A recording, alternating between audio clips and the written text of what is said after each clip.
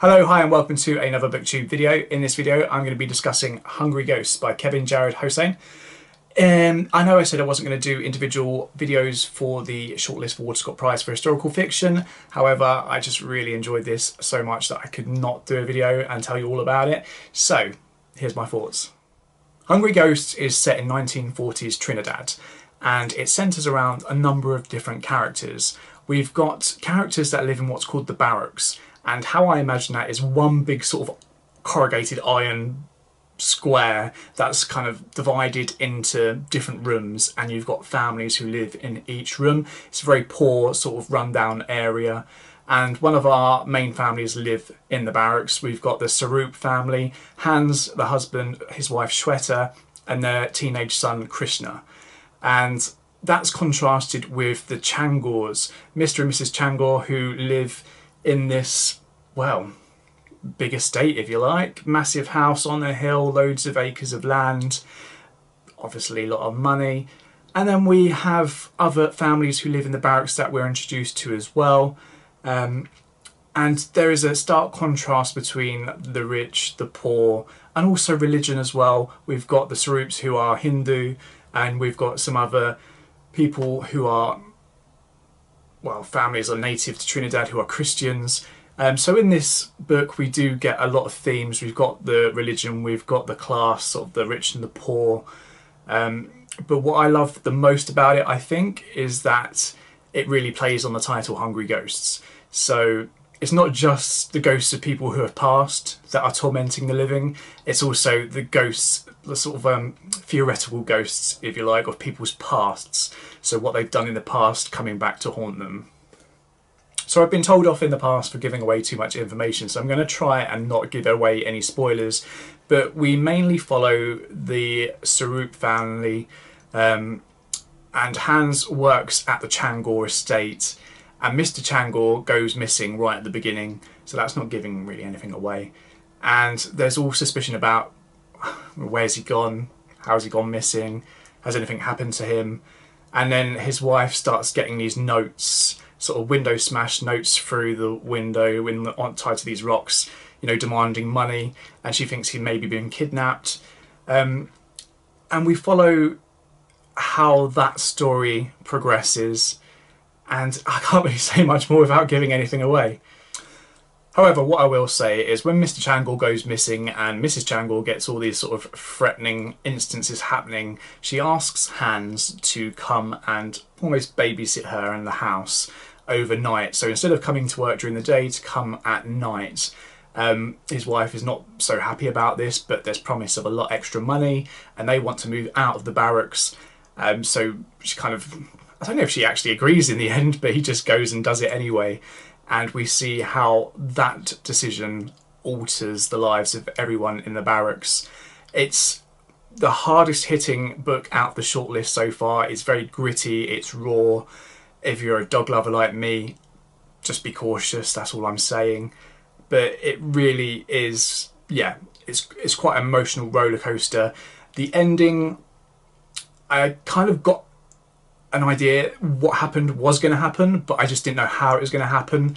And yeah, it was still quite shocking at the end. And yeah, can't say too much without giving it away, but it is out of the shortlist, I think, yeah, the hardest read out of them.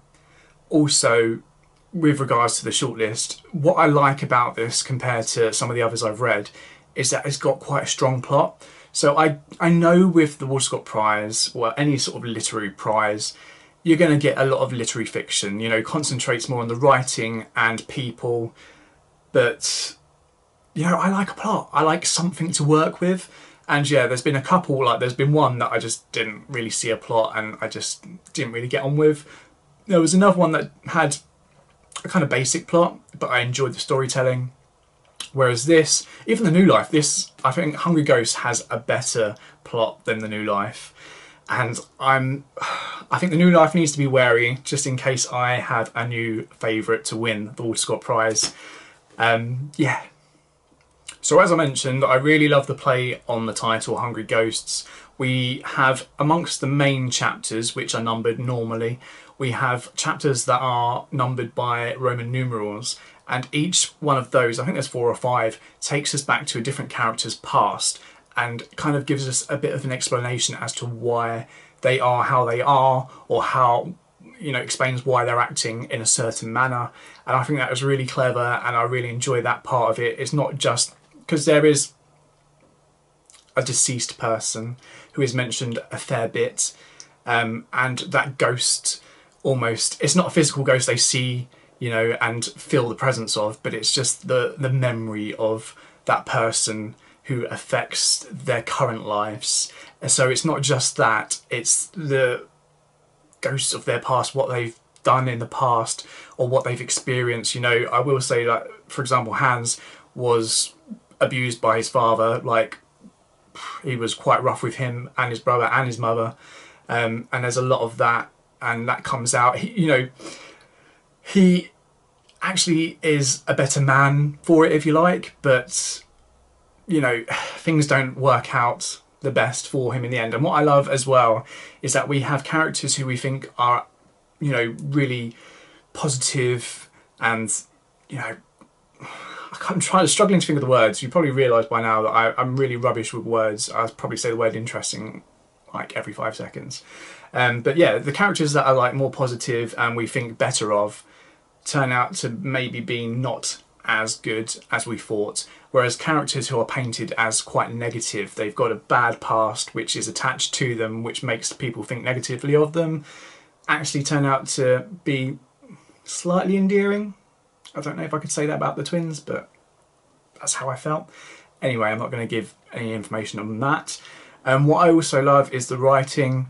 So I've just started the House of Doors, and the first couple of pages I came across like a metaphor, which I wouldn't say was overly sort of cliche, but it was sort of like one I've heard before, and I was like, oh yeah, okay, fair enough. Whereas this book has so many metaphors that are really original and unique. So I'd wish I'd written some of them down as I was reading, but I didn't. But it's just full of beautiful metaphors that are quite original, that made me stop and be like, oh, okay, yeah, I get that. That's really good. The writing, other than that, is also beautiful, very descriptive. There's parts of it that actually remind me a bit of Dickens.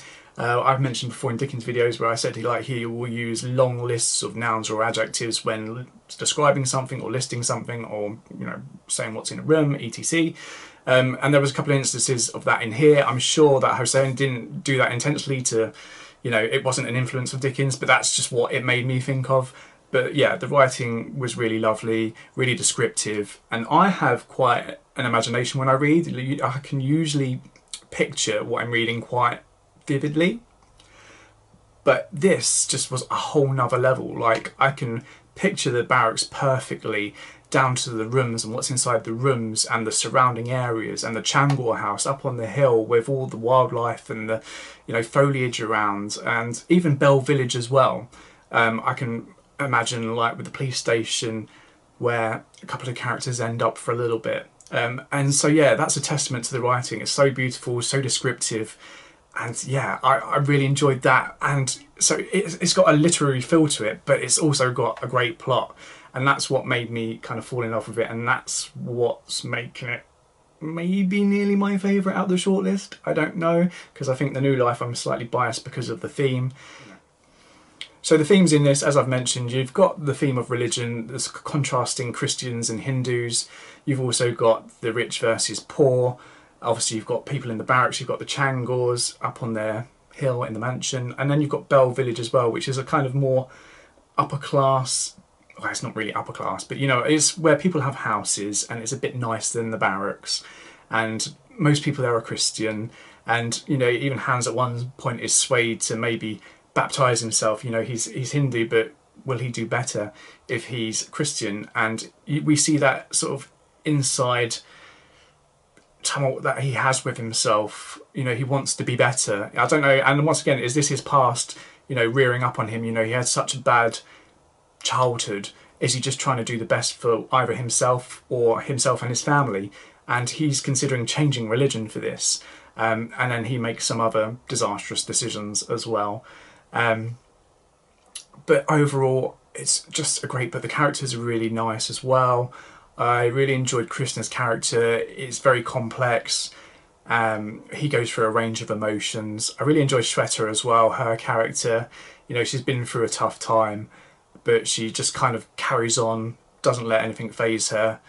Hans is a bit of an annoying character, you know, because we think that he's this really great guy, and he starts off as a really great guy, and then, yeah, he started to annoy me slightly at the end, but in a good way, not like in a, you know, the character annoyed me. It was like a literary, it annoyed me, just like when I read the Anthony Trollope, The Way We Live Now, I hated all the characters, but in a good way. And I think if a writer can do that to make you feel emotional or emotions regarding characters, then that's great. So there are my thoughts on Hungry Ghosts. I love it, it's 5 stars. Do be warned, it is quite gritty, a little bit brutal and tragic in places. And, you know, I would have loved it if the ending was a little bit happier, but it's not. And, you know, hey, some things in life aren't fair.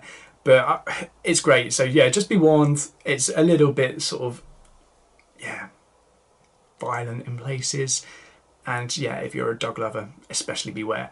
Other than that, it's brilliant. So right now I'm on my 5th book out of the 6. It's taken longer than I expected. I'm just, yeah, work and stuff getting in the way. But yeah, I'm probably, well, actually I'm not halfway through. I'm about 70 pages in to The House of Doors. And then after that, I've got My Father's House. And that's the last one I'm going to do. So I will finish that before the winner's announced and do a video and my ranking and my predictions. Probably anyway, so yeah, that's it. Thanks for watching. And in the meantime, until next time, bye.